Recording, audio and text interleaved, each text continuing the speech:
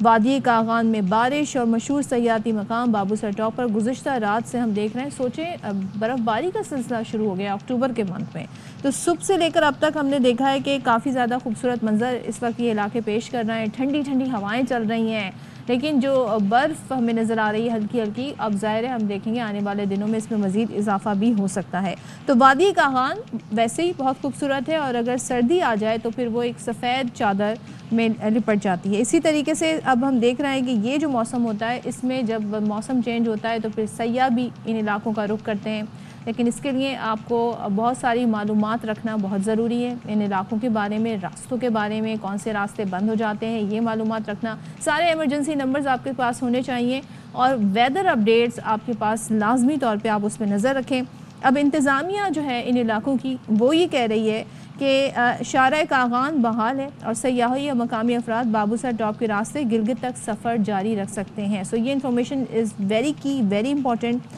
اور ساتھ ہی دیر بالا کے جو بالا علاقے ہیں وہاں پر بھی ہم دیکھ رہے ہیں کہ ہلکی ہلکی اب برف باری کا سلسلہ شروع ہو گیا ہے اور ٹھنڈ پڑنا یہاں پر شروع ہو گئی۔ تو ہم سب سے پہلے وادی سوات کی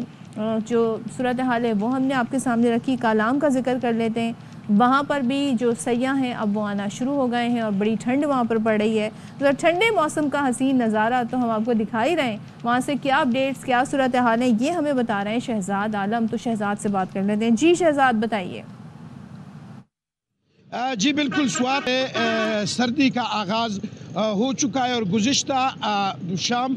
کالام اور نواحی علاقوں میں پہاڑوں پر ہونے والی برف باری کے بعد موسم نہایت ہی سرد ہو، سردی کی وجہ سے مقامی لوگوں اور جو علاقے وہاں پر لوگوں نے گرم ملبوسات کا استعمال شروع کر دیا ہے، اور بالا علاقوں میں ملک بھر سے بڑی تعداد میں سیاح پہلی برف باری دیکھنے کے لیے انہوں نے بالا علاقوں کا رخ کر لیا، اور انہوں نے کالام، بحرین، ماؤڈن اور دیگر علاقوں میں ڈیرے ڈال دیے ہیں۔ بالا علاقوں کی رونقیں بھی دوبالا ہو گئے، اور وہاں کی خوبصورتی کو بھی چار چاند لگ گئے ہیں۔ بالا علاقوں